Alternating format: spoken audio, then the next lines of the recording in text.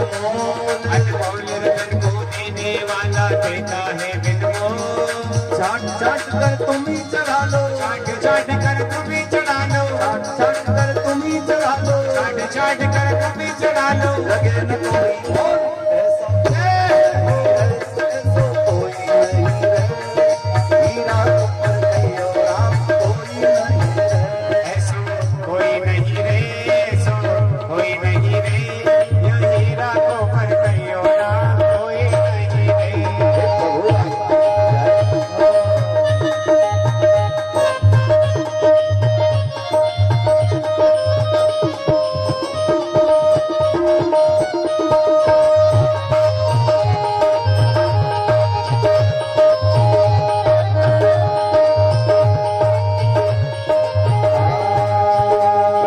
राम नाम तो हाट करायो कर जाने की बात, राम नाम को हाथ बनायो कर जाने की बात, राम नाम तो हाट करायो कर जाने की बात। राम नाम को हाथ बनायो कर जाने की बात। ये चाट चाट कर तुम ही चढ़ा लो, चाट चाट कर तुम ही चढ़ा लो, चाट चाट कर तुम ही चढ़ा लो, चाट चाट कर तुम ही चढ़ा लो। लगे न कोई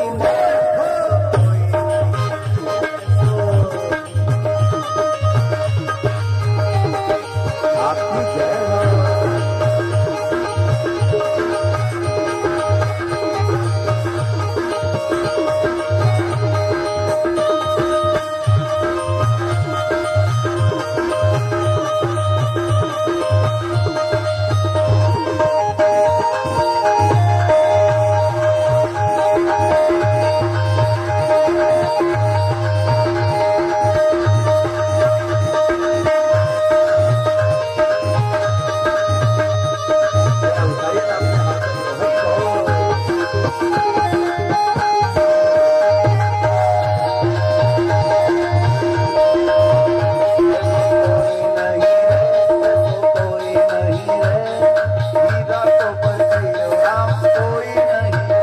ऐसो कोई नहीं रे, ऐसो कोई नहीं रे, या हीरा को पर कहियो राम कोई नहीं रे। या हीरा को पर कहियो राम कोई नहीं रे।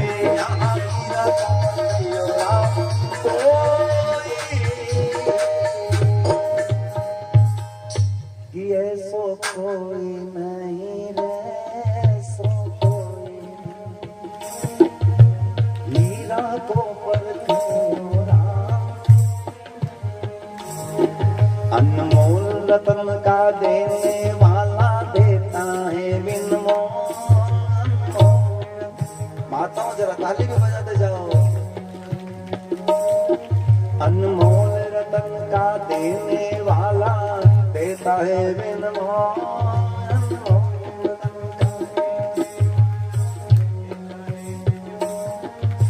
चाट चाट कर तुम ही चढ़ा लो, लगे न कोई मोल, ऐसो कोई नहीं। या हीरा को पर कहियो राम कोई नहीं रे। यहाँ हीरा को पर कहियो कोई नहीं। सच्चिदानंद भगवान की जय। धुंधकारी प्रेत बन करके प्रेत योनि को प्राप्त हो जाता है। पिता आत्मदेव को पता चला कि धुंधकारी प्रेत योनि में पहुंच गया। बेटे ने तो बहुत आदर से सुने, बेटे ने अपना फर्ज पूरा नहीं किया, लेकिन ब्राह्मण देवता ने, पिता ने अपना फर्ज पूरा किया है। कहते हैं इनके भाई गोकर्ण जी ने अपने भाई धुंधकारी के लिए जो प्रेत योनि में पहुंच गया, उसके लिए गया में जाकर के गया श्राद्ध कर दिया।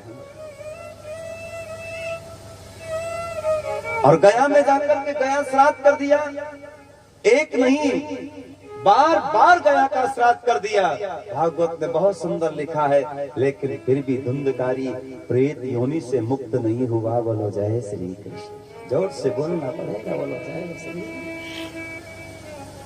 बार बार गीता का पाठ सुना दिया। एक बात बहुत आदर के साथ कहे, जो पुत्र अपने माता पिता को तकलीफ देता है, जो पुत्र अपने माता पिता का सम्मान नहीं करता, भागवत फिर कहती है उसका कभी उद्धार नहीं होता है। इसने पिता के कुल को कलंकित किया है, माता को कष्ट दिया है।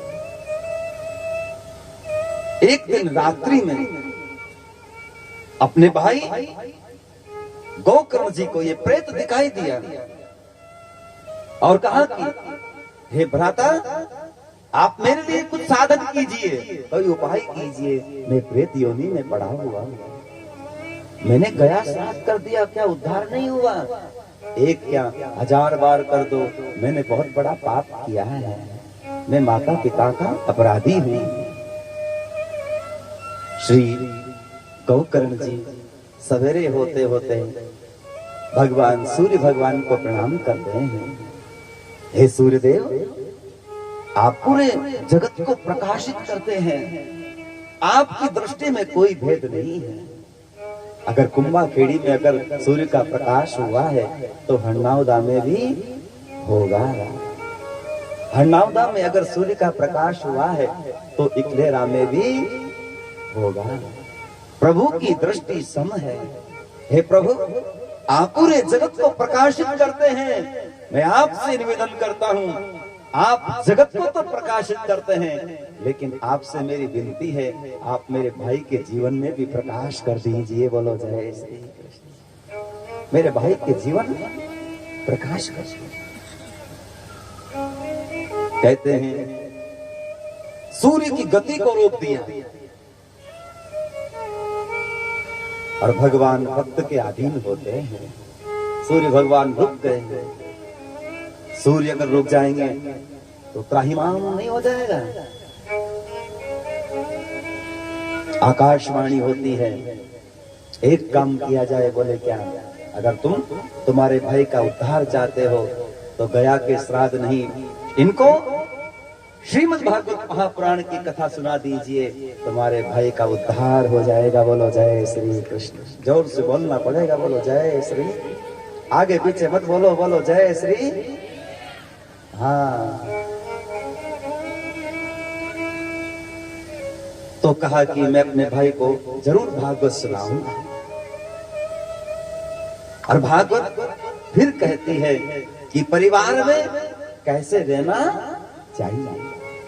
भाई भाई की क्या जिम्मेदारी होती है, देरानी की जेठानी के प्रति क्या जिम्मेदारी होती है, ननंद की भौजाई के प्रति क्या जिम्मेदारी होती है, माँ की बेटे के लिए क्या जिम्मेदारी होती है, बेटे की माँ के लिए क्या जिम्मेदारी होती है। भागवत बहुत कुछ सिखाती है। और जिन्होंने जिम्मेदारी को छोड़ दिया उन घर में शांति दूर चली जाती है। अपने भाई के लिए सप्तपेरी का बांस मंगवा करके, सफेद ध्वजा लगा करके उस प्रेत के लिए आह्वान किया, लगा दिया, कथा सुनाना प्रारंभ कर दिया। एक दिन की कथा से एक ग्रंथि फट जाती है, दूसरे दिन की कथा से बांस की दूसरी ग्रंथि फट जाती है, 7वें दिवस 7 ग्रंथियां दूर हो जाती है। एक दिव्य विमान प्रकट होता है जिसमें देखते वो धुंधकारी उसमें बैठ करके भगवान के परम धाम को पहुंच जाता है। बोलो जय श्री कृष्ण। भगवान के चरणों का दास हो जाता है। भागवत सबने सुनी, भागवत सबने सुनी।